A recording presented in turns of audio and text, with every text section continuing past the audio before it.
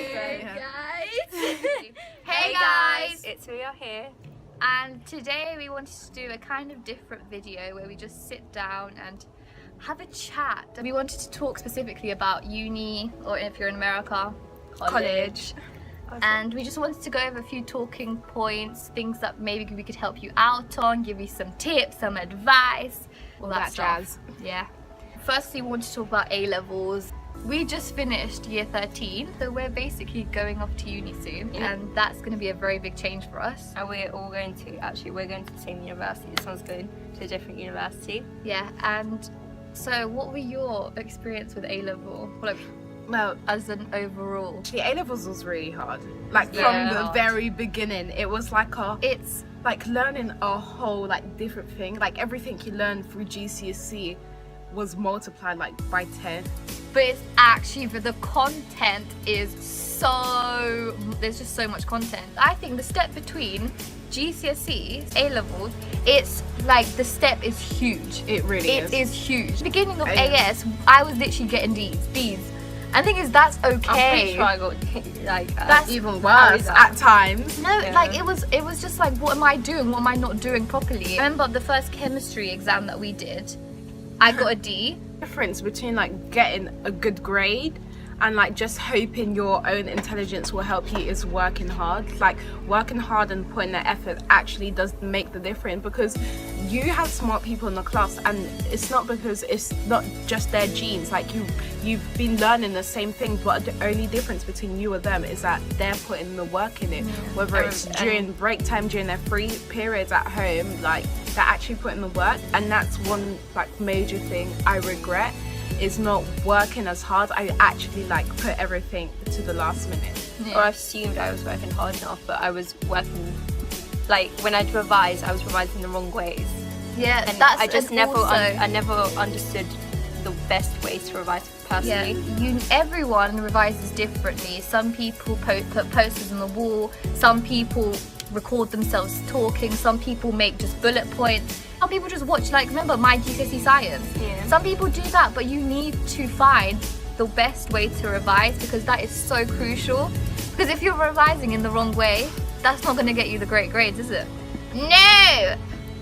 Just because these guys learn a lot from writing notes, and I felt the need to write notes all the time, and I did that in year 12, didn't work out for me. Continued to do that in year 13, didn't work out for me.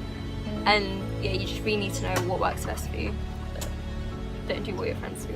Yeah, that's but tips we can give you for A-level is to not go into it it's okay, I can do this, I can leave time, because there is no time. It's September, and then you're in May, and you're oh my god, what am I doing first? Do I do this, do I do that? And the thing is, 4 subjects may not seem like a lot, but it's a lot. Especially with the content. And especially, it depends on the subjects you're doing, because you can do essay-based subjects, you can do sciencey subjects, maths. They all need a lot of hours to put in, and if you're not putting in those hours, then it's just you're not going to get the outcome. You're just going to get disappointed, and then you're going to be why didn't I get the grades? Well, did you work hard?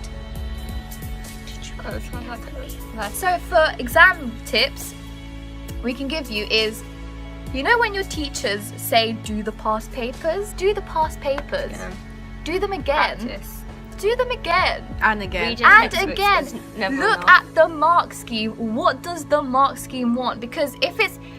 Okay, especially because we did chemistry. Because for chemistry, for example, the questions aren't going to be different. Different. They're the same principle. It's the same principle.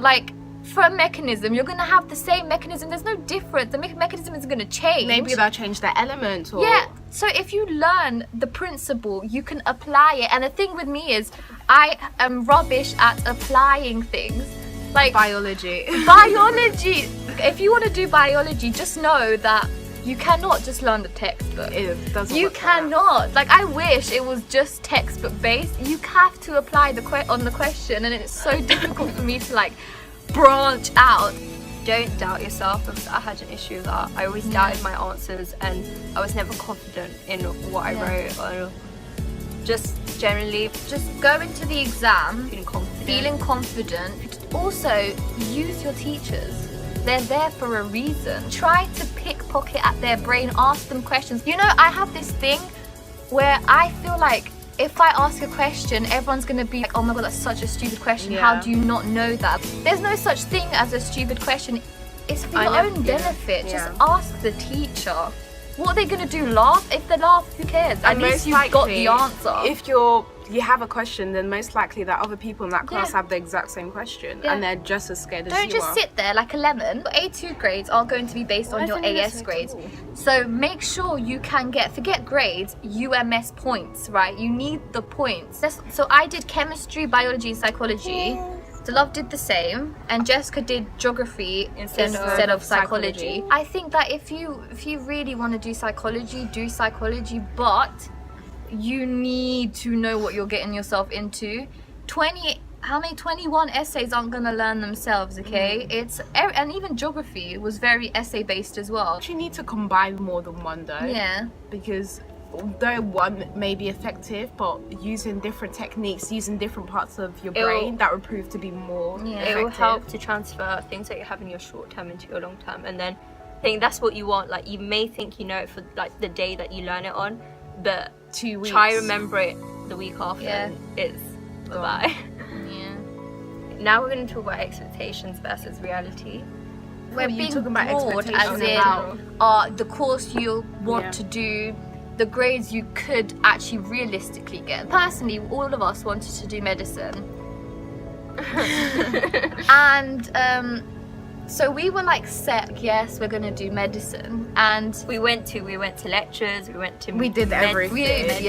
And like volunteering in the hospitals, work experience in the hospitals. Like, we were committed to that aspect, but when it came to actually getting the grades for it, we weren't as committed.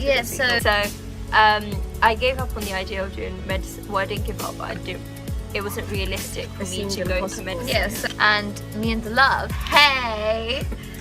we went forth. We were going to do medicine to the point that our predicted grades were given. Yeah, and that was a bit too late for that. Basically, we were in this situation where we thought our predicted grades were higher than they actually were, and to be honest, it didn't make sense to me. So we filled in our UCAS, entered or sent our application towards uni. So our applications had already been sent, bearing in mind that most of our choices were for medicine and every possible uni. And then when we got our first response from a uni saying that our predicted grades were not as was not what they were supposed to be, we were both confused. We actually thought that was the end for us. We thought our future was we were very pessimistic. We were like, oh my god, life is over. Okay, but the thing is, it's really not. It's not. Yeah. And I just think that people tend to be very optimistic with themselves, but you have to be realistic. You have to work with what you've got, and if your AS grades aren't as good, you can retake them. Like we did, we'd retake some of our exams. But it's a lot of work. And to be honest, looking back now, the retakes did not make a difference. One of mine personally, mine didn't.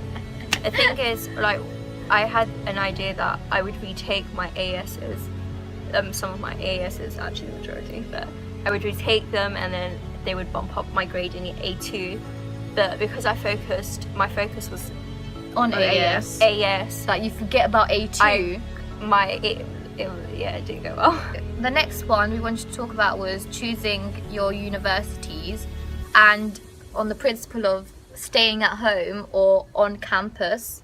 And we're just going to talk about our views and what we wanted to do, what we ended up doing, what we think about the two things. I always wanted to move, from as soon as I knew that I had to choose a university, I knew that I wanted to leave London. I wanted to London? Be independent. Yeah, to be independent and explore, because there's so many cities out there. You don't have to be for me personally, I didn't want to tie that to just one place. For 18 years I've been here, and I thought it'd be nice for a couple of years to just be out of London. And really I feel it'll allow me to grow as an adult, because obviously for 18 years you're dependent on your parents, and this is time to actually see if you're like capable of doing things, cooking for yourself, providing for yourself, handling money for yourself. Like, it's all a lot to be given at one time. Everyone knows whether they want to stay, whether they want to go. Preferably, some people want to leave just to have, like, when you think of university, you think of the experiences you're going to have there. So most people will move out, but it's not everyone's cup of tea. Everyone's different. So, you know, if you do stay at home, there's the pros that You'll save less money.